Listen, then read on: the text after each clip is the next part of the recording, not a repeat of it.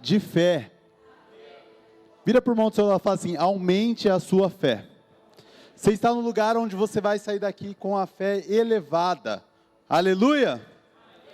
Abra a palavra do Senhor em Isaías 6, versículo 1. Texto bastante conhecido. Vamos ler. Vai falar aqui sobre o chamado desse profeta. Isaías, capítulo 6, versículo 1.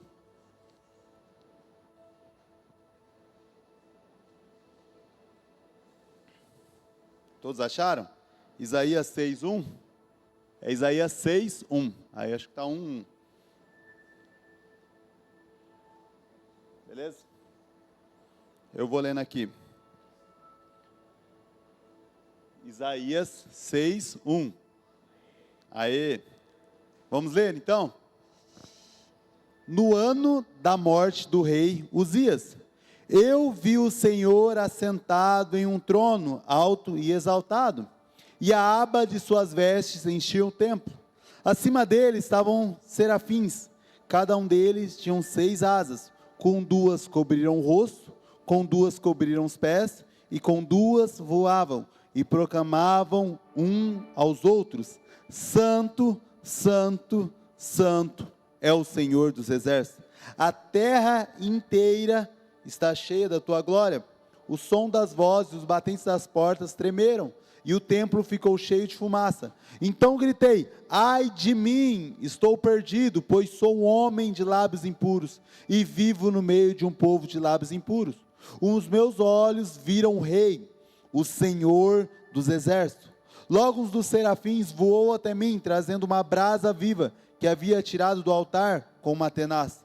Com ela tocou a minha boca e disse: veja, isto tocou os seus lábios, por isso a sua culpa foi removida e o seu pecado perdoado. Então ouvi a voz do Senhor proclamando: quem enviarei? Quem irá por nós? Eu respondi: aqui estou, envia-me. Feche seus olhos. Senhor Jesus, Pai, está aqui a tua palavra que é poderosa, que é a verdade, Pai. Espírito Santo, Senhor, em nome de Jesus, que nessa noite nós podemos sair daqui com a fé renovada, Pai. Que nessa noite nós podemos viver aqui, Pai, algo sobrenatural da parte do Senhor, que o Senhor cuida de nós, em nome de Jesus. Amém? Então quero trazer, isso aqui foi um chamado do profeta. O profeta Isaías, ele já vivia como profeta, ele já atuava. Porém, ele teve uma das maiores experiências aqui com Deus na vida dele, se não for a maior, onde ele tem um encontro e ele entende o chamado, e ele sai com o coração ali cheio de temor depois dessa experiência. Mas essa experiência aconteceu num momento de dor. Algumas vezes o Senhor nos faz a gente passar por momentos de dores para elevar a nossa fé. Todos nós aqui, todos nós, sem exceção, vamos passar por momentos de dores. Quer ver quem já passou por um momento de dificuldade, de dor na vida? Tem pouca pessoa, igreja abençoada. Eu levantava as 2. Mas todo mundo já passou por um momento de dor e venceu. E isso elevou a sua fé. Elevou a sua fé com Deus, o seu relacionamento com Deus. O que aconteceu aqui? Aconteceu um momento de luto.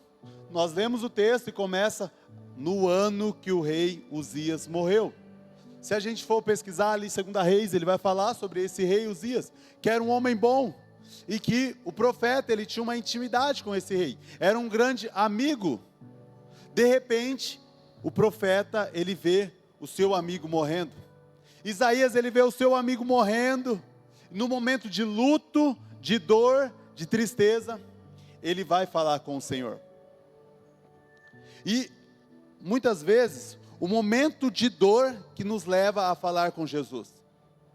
Porque nós precisamos entender e aprender a falar com Jesus. Porque, pastor Pablo, quando a vida está boa, nós não tiramos tanto tempo para falar com Jesus. Quando as coisas estão bem, nós não tiramos muito tempo para se relacionar com Deus. Por quê? Porque nós vamos vivendo a nossa vida numa correria. Nós vamos vendo a nossa vida fazendo as coisas, correndo para lá e para cá, e aí você acorda já atrasado para trabalhar, e aí você não fala com o Senhor.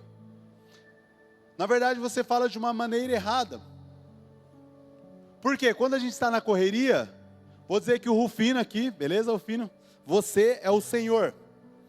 E aí você combina com o Senhor e diz assim, ó, Senhor, se você estiver neste lugar, eu quero falar com você todos os dias pela manhã.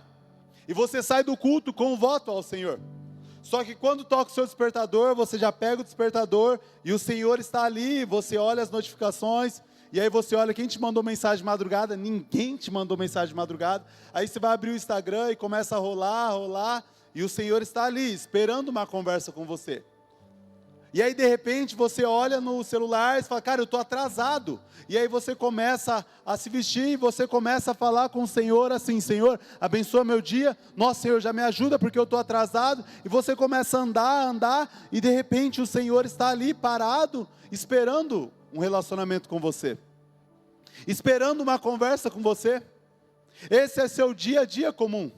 Então você fala com Ele, mas você fala de uma distância com Ele. Porque você está correndo, você está distraído, você está preocupado com outras coisas correndo na sua vida. E o que acontece? Você deixou de ouvir Deus. Porque nós somos bons em falar, mas temos dificuldades em ouvir Deus. Porque o que é uma conversa, um diálogo, pastor Leandro?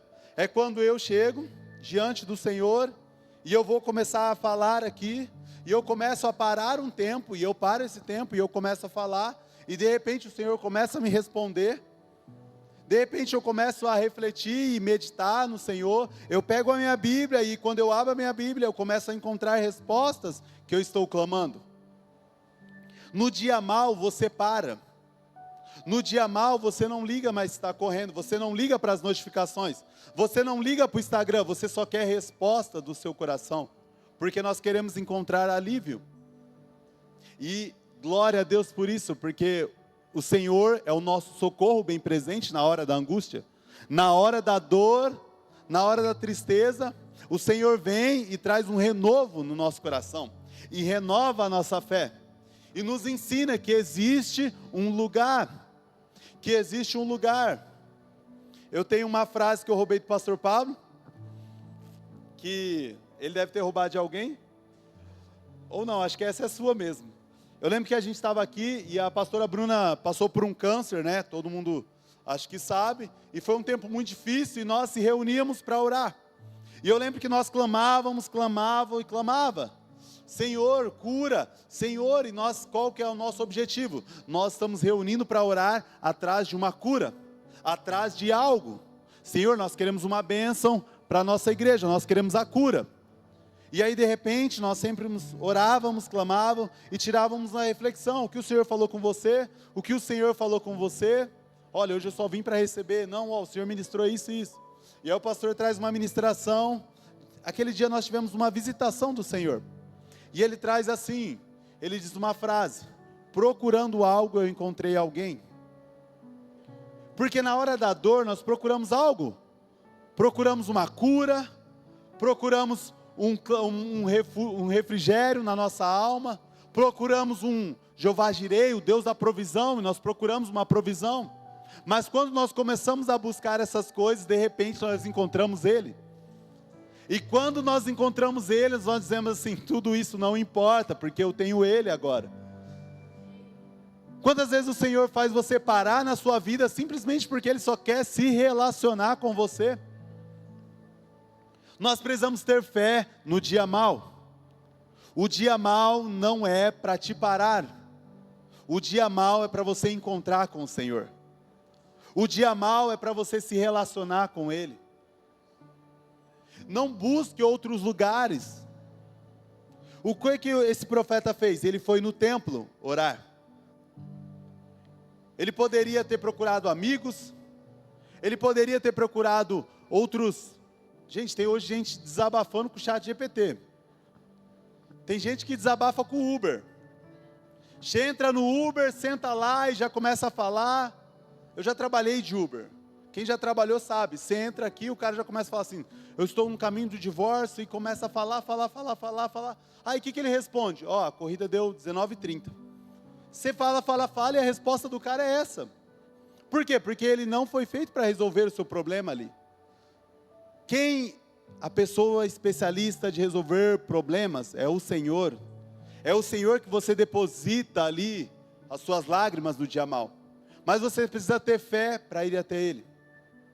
Por quê? Porque, às vezes, nós encontramos desânimos. E o desânimo nos afasta da casa do Senhor.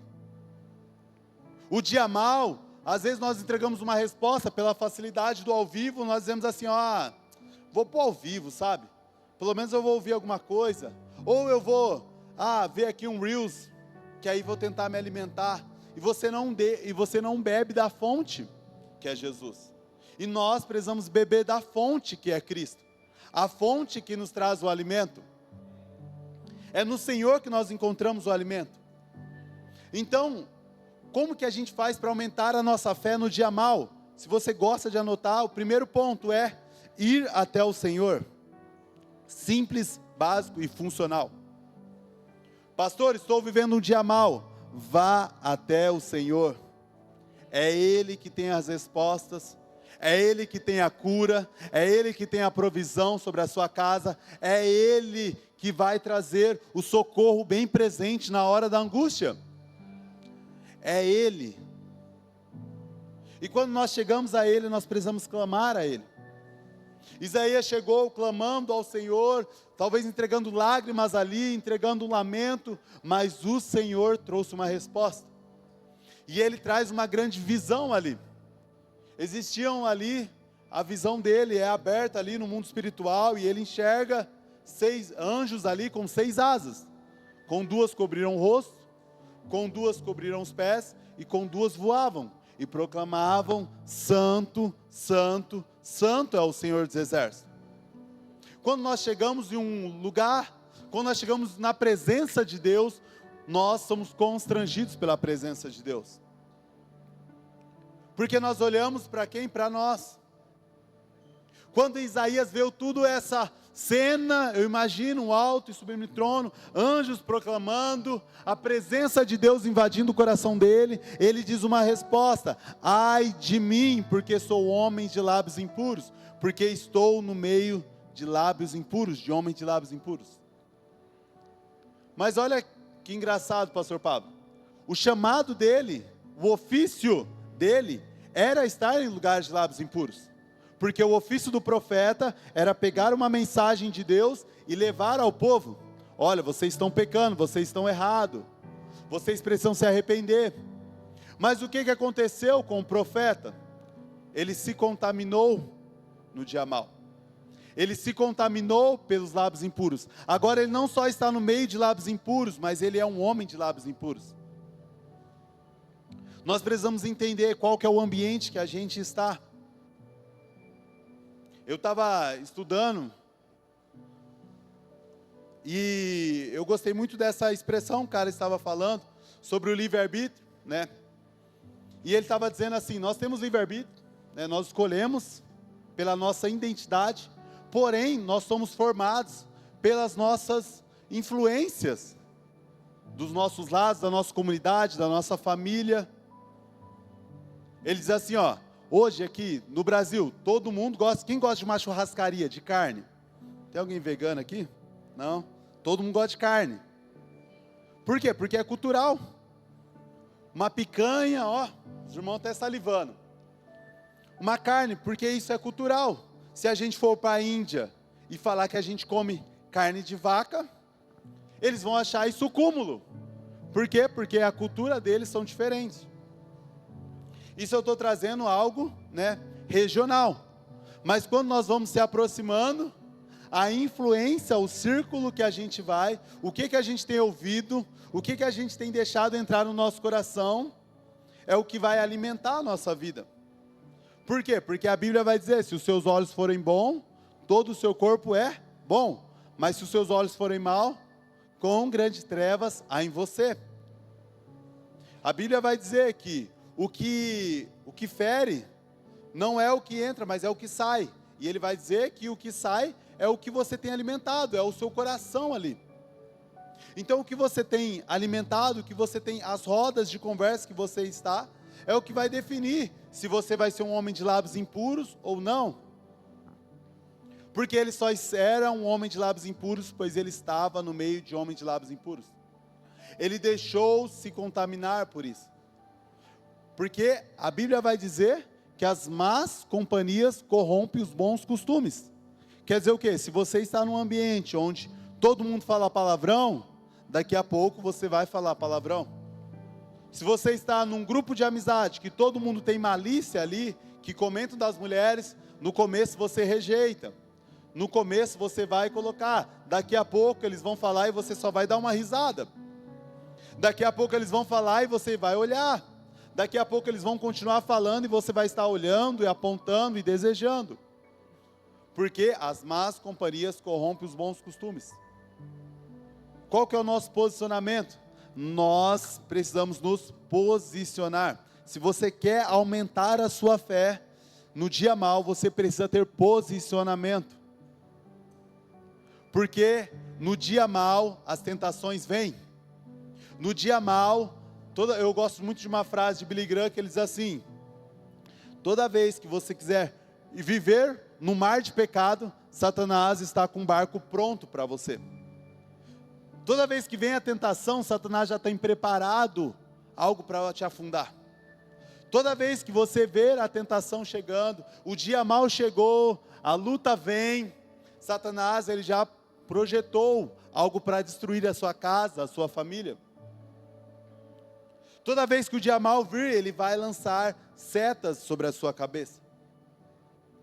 Por isso que nós precisamos de posicionamento.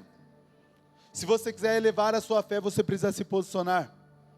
O dia mau vai chegar, como já chegou para todo mundo, e vai chegar outros dias maus.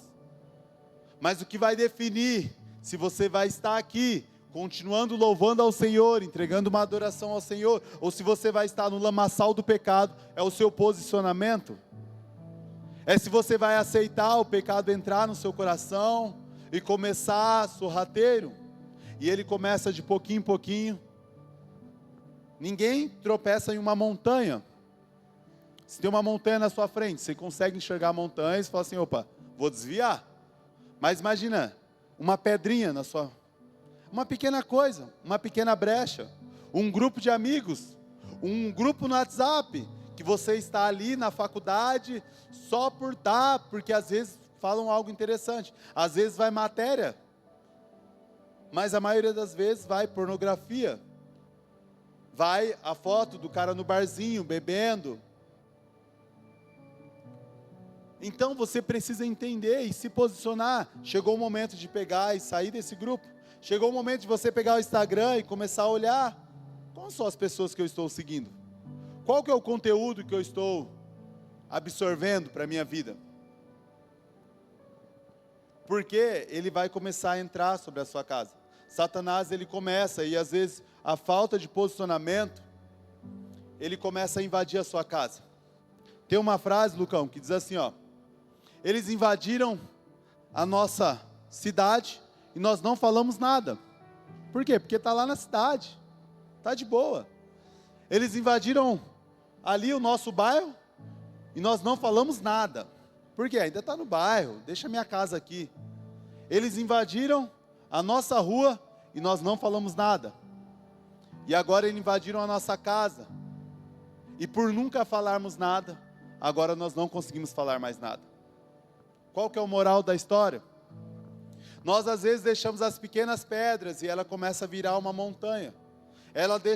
Você começa só uma pedrinha e tropeçando e caindo e caindo. De repente você está sem força agora. De repente o pecado já está na sua casa. De repente o adultério chegou na sua família.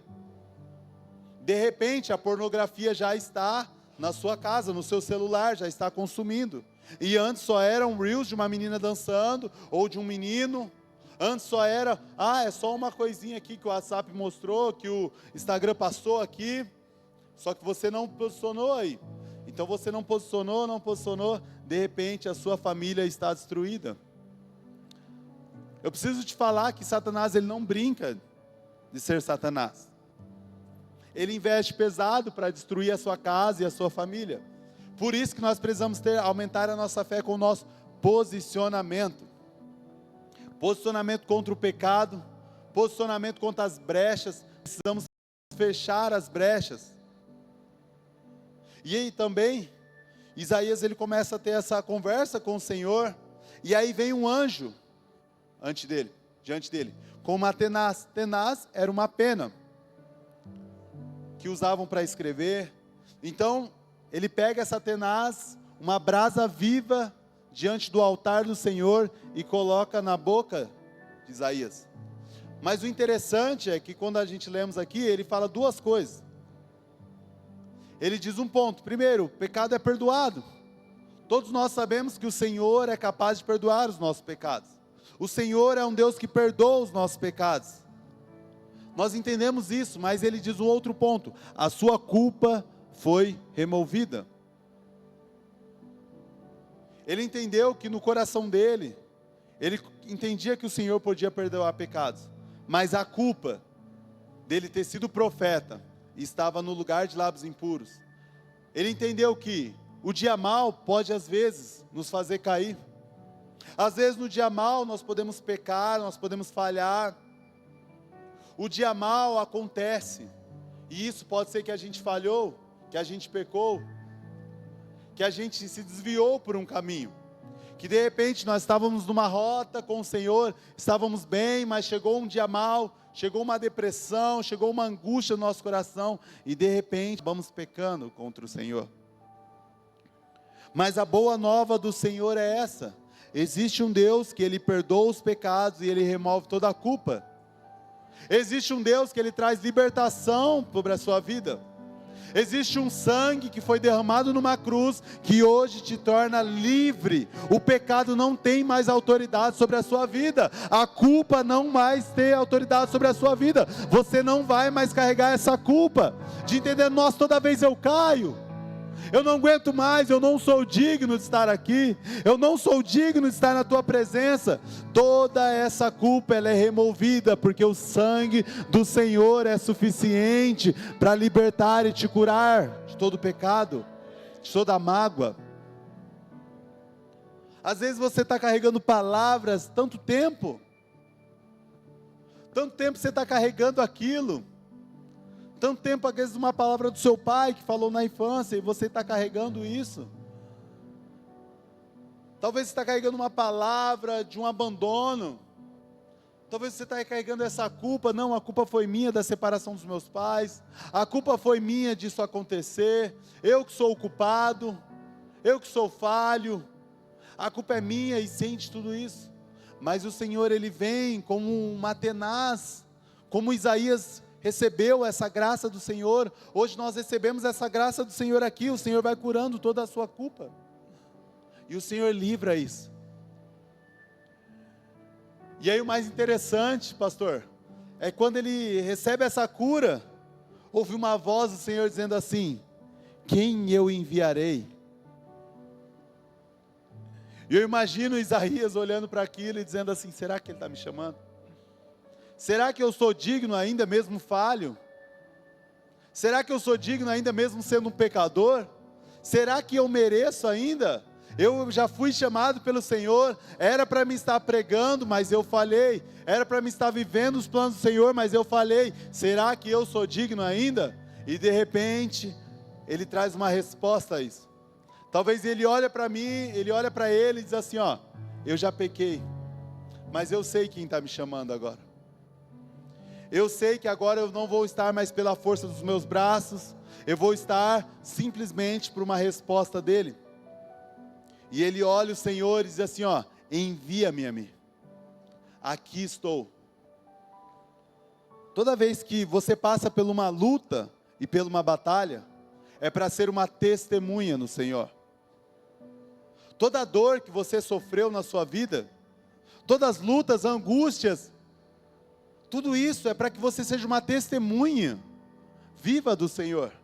É para que as pessoas comecem a olhar para você, começam a olhar as suas dores, as suas marcas, e sejam alcançadas por isso. A dor, ela acontece, o dia mal, ela acontece, mas nós precisamos ter uma fé renovada no Senhor, para que podemos anunciar aquilo que um dia foi nossas lágrimas, para anunciar aquilo que um dia foi a nossa dor, para anunciar aquilo que um dia magoou o nosso coração, para anunciar um dia que foi a nossa crise do nosso casamento, um dia que foi a quase separação do nosso casamento, anunciar um dia que foi a nossa enfermidade, que foi a nossa luta, anunciar um dia que nós passamos uma necessidade e parecia que era o fim da nossa casa, e hoje nós podemos testemunhar sobre isso, nós podemos contar e nós podemos edificar. A dor que você sofreu é um chamado do Senhor, é um chamado e só tem uma resposta: envia-me a mim, Senhor. Quando nós entendemos que é Ele, por Ele e para Ele que são todas as coisas, a dor veio por Ele, às vezes Ele permitiu essa dor sobre a sua vida, independente da dor, Ele permitiu, mas o Deus que permite, é o Deus que permite a cura, é o Deus que permite o testemunho. Eu fui abandonado pelo meu pai, isso foi uma dor muito grande na minha vida. Aos 8 meses, eu fui abandonado. Meu pai, ele foi embora com um amante, deixou eu, minha mãe e meu irmão.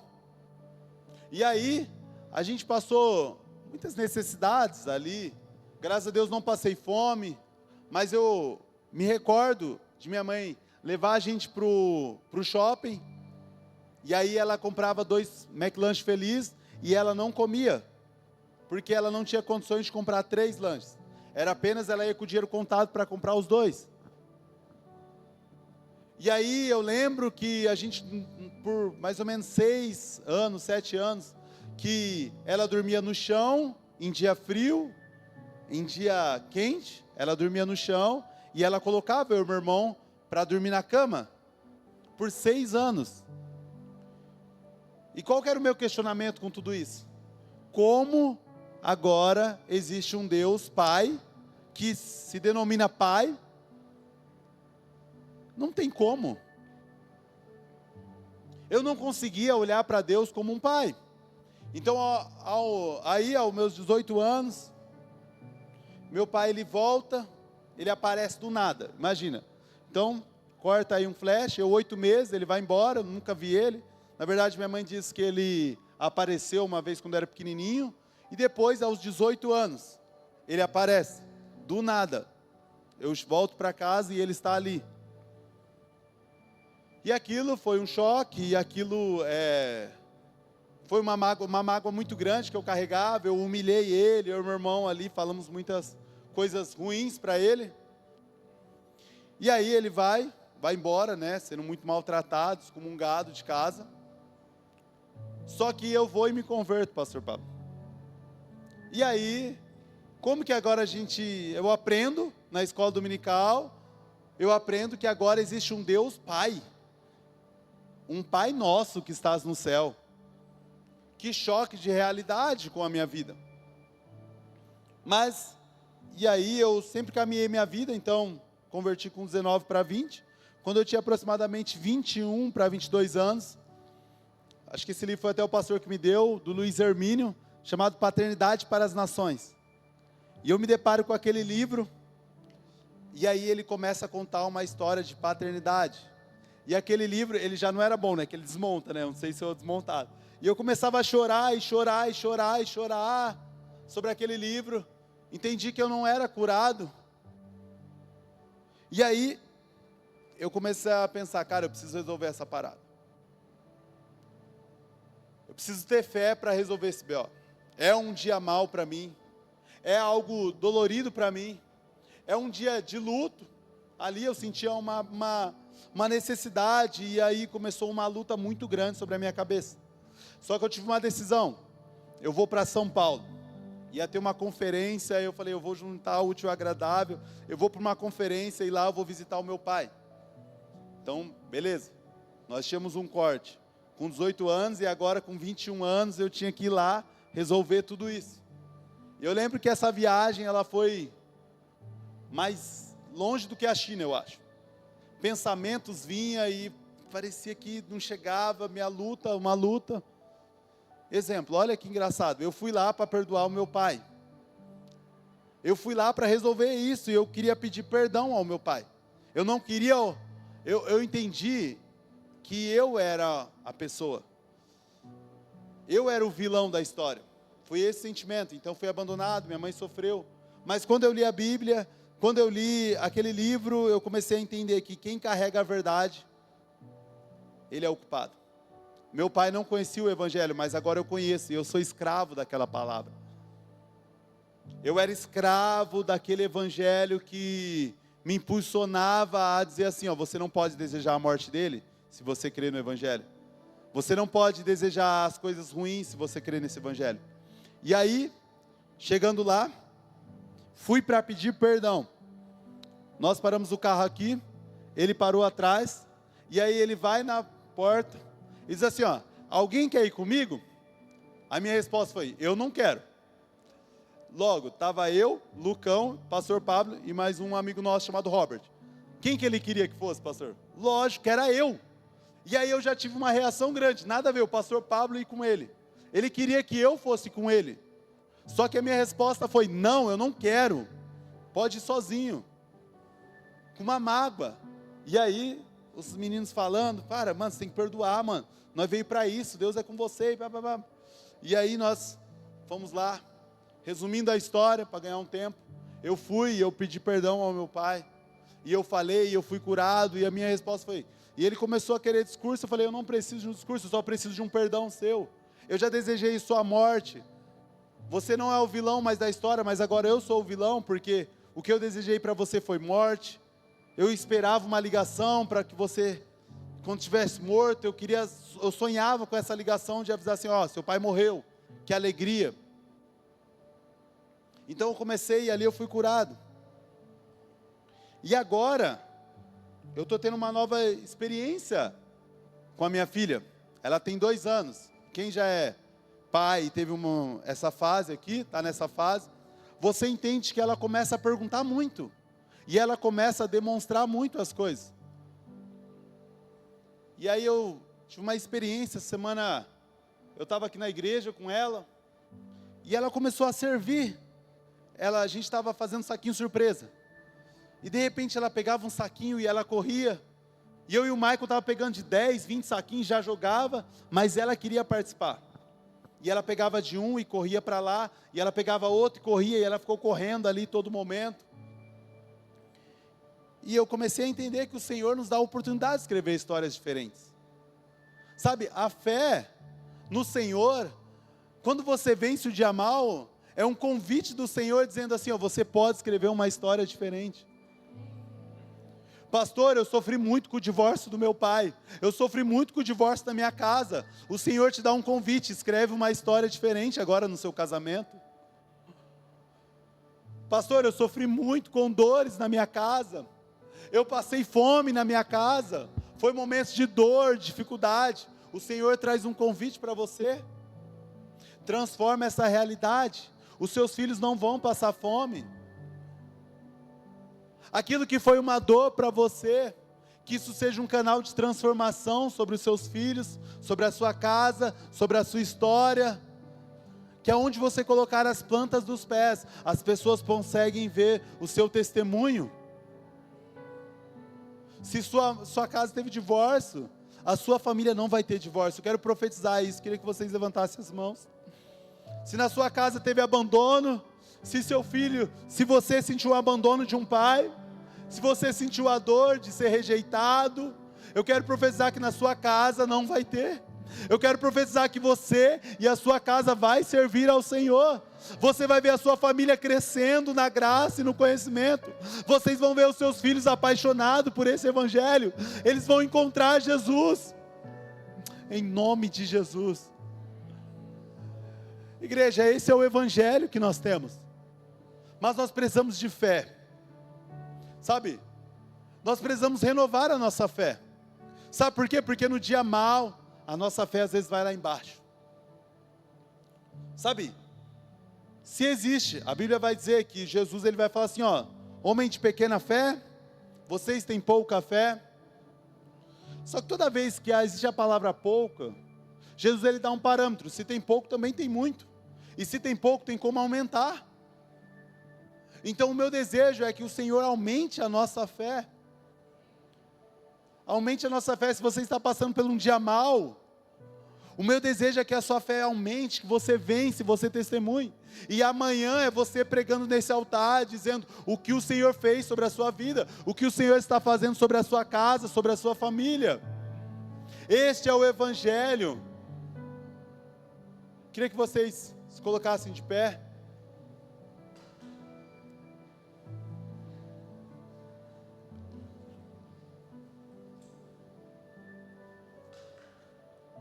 O Senhor, Ele renova a nossa fé.